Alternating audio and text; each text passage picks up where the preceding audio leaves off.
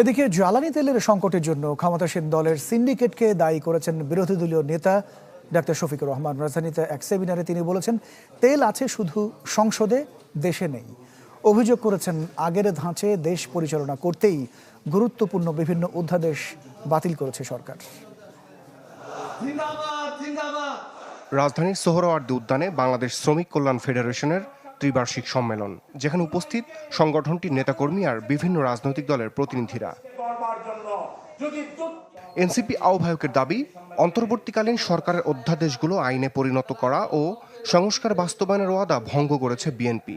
হুঁশিয়ারি দেন, গণ আন্দোলন গড়ে তুলে শ্রমিকের অধিকার সহ সংস্কার বাস্তবায়নে বাধ্য করা হবে। জামাতের সেক্রেটারি জেনারেল মিয়া গোলাম পরোয়ার বলেন, ক্ষমতার পরিবর্তন হলেও শ্রমিকদের ভাগ্যোন্নয়ন হয়নি। ক্ষমতার স্বার্থে জনগণের রক্তের কথা ভুলে গিয়েছে বর্তমান বিএনপির সরকার। এক শ্রেণীর বুর্জোয়া শ্রমিক নেতা তৈরি হয়ে শ্রমিক আন্দোলনকে, ট্রেড ইউনিয়নকে ক্ষমতায় যাবার সিঁড়ি বানিয়ে কেউ প্রধানমন্ত্রী হয়েছে, কেউ মন্ত্রী হয়েছে, শ্রমিকদের ভাগ্যের বদল হয়নি।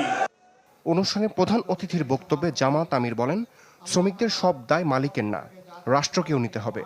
গণদাবি আদায়ে কোনো ছাড় না দেওয়ার হুঁশিয়ারি দেন সংসদের বিরোধী দলীয় নেতা। জনগণকে সাথে নিয়ে জনগণের মুক্তির আন্দোলন আমরা গড়ে তুলব।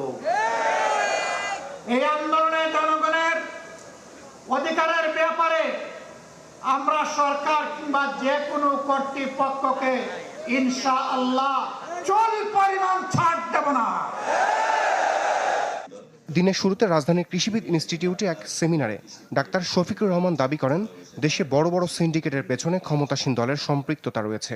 তেল আছে শুধু সংসদে, দেশে নেই বলে মন্তব্য করেন তিনি। সংসদে যখন ইনকামবেন্ট মিনিস্টার কোনো বিবৃতি দেন, মনে হয় যে তেলের উপর বাংলাদেশ ভাসছে।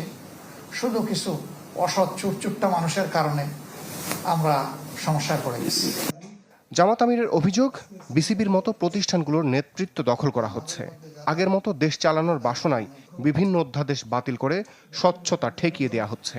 এখানে নেতৃত্ব জোর করে দখল করে এগুলাকে ধ্বংস করতে হবে। রমিজ হুসাইন, চ্যানেল 24, ঢাকা।